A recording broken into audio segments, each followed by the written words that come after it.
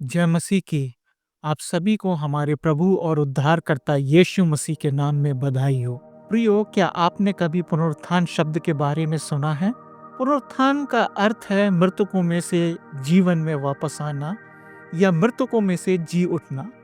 जब भी हम पुनरुत्थान शब्द को सुनते या पढ़ते हैं, हम यीशु मसीह के पुनरुत्थान को स्मरण करते हैं। हम आगे बढ़ें उससे पहले मेरे पास कुछ प्रश्न हैं। क्या यीशु मसीह का पुनरुत्थान विश्वास करने योग्य है? विश्वास करने में क्या बाधाएं हैं? हम इस पर कैसे विश्वास कर सकते हैं? हमारे पास इसका क्या सबूत है? हमें परमेश्वर के वचन से इन सभी प्रश्नों के उत्तर को कैसे समझना चाहिए? आइए हम देखते हैं। यीशु का पुनरुत्थान कई कारणों से महत्वपूर्ण है। सबसे पहले, पुनरुत्थान परमेश्वर की सबसे बड़ी सामर्थ की गवाही देता है। पुनरुत्थान पर विश्वास करना परमेश्वर पर विश्वास करना है। क्यों? क्योंकि यदि परमेश्वर अस्तित्व में है और यदि उसी ने ब्रह्मांड की सृष्टि की है और यदि वही इस पर प्रभुता रखता है, तो उसे मरे हुओं को जलाने की भी सामर्थ है।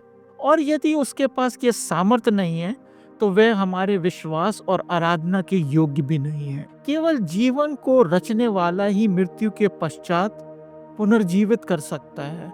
वही मृत्यु की कुरूपता को उलट सकता है, उसके डंक को तोड़ सकता है और कब्र पर जय प्राप्त कर सकता है।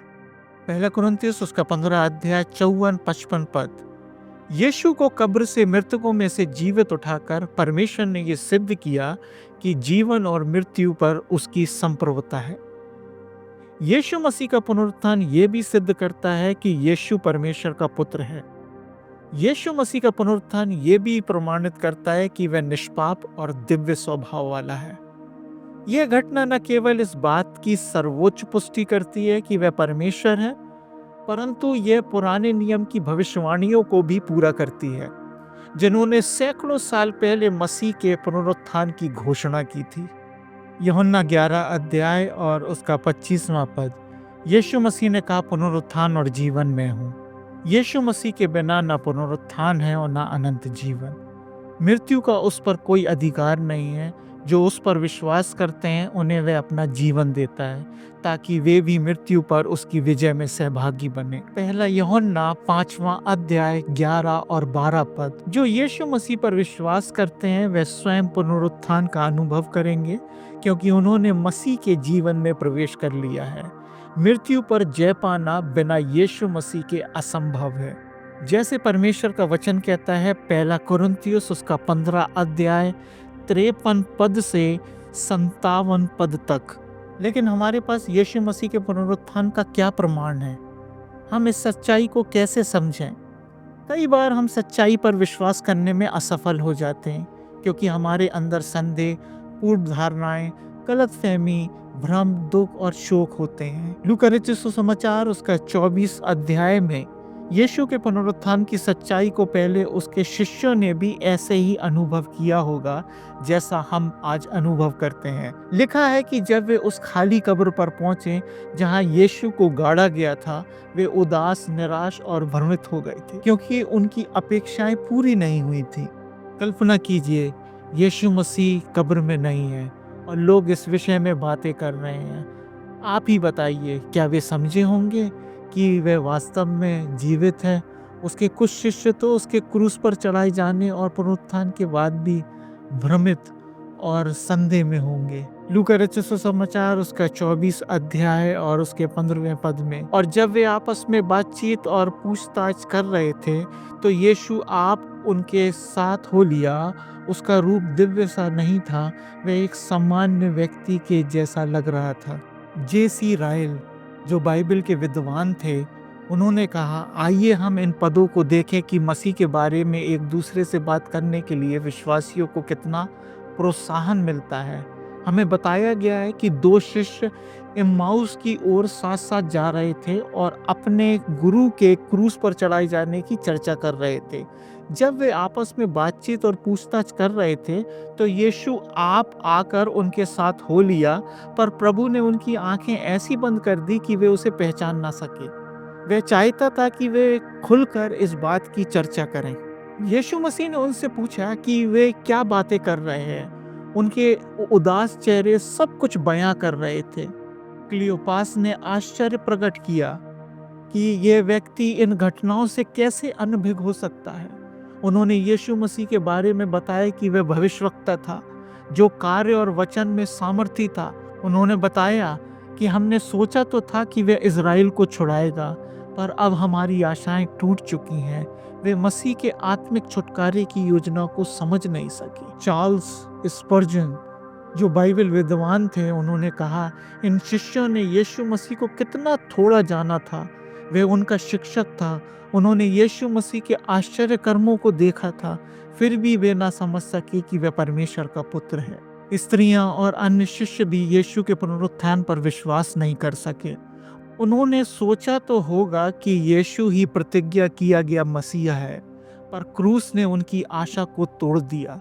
वे निराश थे। वे ये नहीं समझ सके कि परमेश्वर ने ऐसा क्यों होने दिया। लेकिन तीसरे दिन सब कुछ बदल गया था। स्त्रियों ने स्वर्गदूतों को देखा और यह सुना कि यीशु जीवित है। अन्य लोगों ने खाली कब्र देखी, पर यीशु को नहीं देखा। तब यीशु ने कहा, हे निर्बुद्धियों और भविष्यवक्ताओं की सब बातों पर विश्वास करने मंदमतियों। लूका रचित सुसमाचार उसका 24 अध्याय और उसका 26वें पद में लिखा हुआ है, क्या अवश्य न था कि मसीह ये दुख उठाकर अपनी महिमा में प्रवेश करे। यह अवश्य था, बहुत ही आवश्यक था। परमेश्वर की योजना को और भविष्यवाणियों को पूरा करने के लिए यह आवश्यक था। मसीह दुख उठाए और क्रूस पर बलिदान हो जाए। यीशु मसीह ने उनके संदेह को दूर किया और उन्हें पवित्र शास्त्र से समझाया कि मसीह को क्यों दुख उठाना और फिर महिमा में प्रवेश करना आवश्यक था।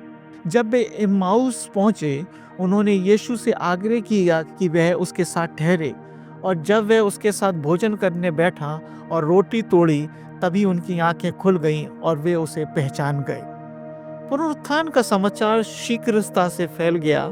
जब वे 2 शिष्य वापस लौटे तो उन्हें बताया गया, प्रभु जीवित हो गया है और शिमोन को दिखाई दिया है। उन्होंने भी गवाही दी कि यीशु ने उन्हें वचन के द्वारा अपने बारे में बताया है। प्रियो, परमेश्वर हमारी निराशा को आशा में बदल देता है जब हम विश्वास से उसके वचन में जीवित प्रभु को खोजते हैं। यही कारण है कि वे 2 शिष्य तुरंत यरूशलेम लौट गए। यद्यपि रात हो चुकी थी, मसीह का दर्शन पाकर वे चुप नहीं रह सके। प्रियो, जब हम निराश हों तब प्रभु के लोगों की संगति में रहें। जीवित मसीह को वचन के द्वारा खोजें, नम्र हृदय रखें और प्रभु से मांगे कि वे हमारे साथ रहें। विश्वास, वचन और संगति में स्थिर बने रहें। यदि यीशु जीवित है तो जो कुछ हम विश्वास करते हैं वो सत्य है। यदि वे जीवित है तो मृत्यु पर जय प्राप्त हो चुकी है। यदि वे जीवित है तो स्वर्ग केवल सपना नहीं, वो सत्य है। यदि वे जीवित है तो हमारे पाप वास्तव में क्षमा हो गए हैं। यदि वो जीवित है तो उसकी सारी प्रतिज्ञाएं सत्य हैं। यदि वो जीवित है तो हम कभी भी अकेले नहीं रहेंगे। जब हमें उसकी सबसे अधिक आवश्यकता होती है, वे हमारे साथ होता है, क्योंकि वो मरे हुओं में से जी उठा है।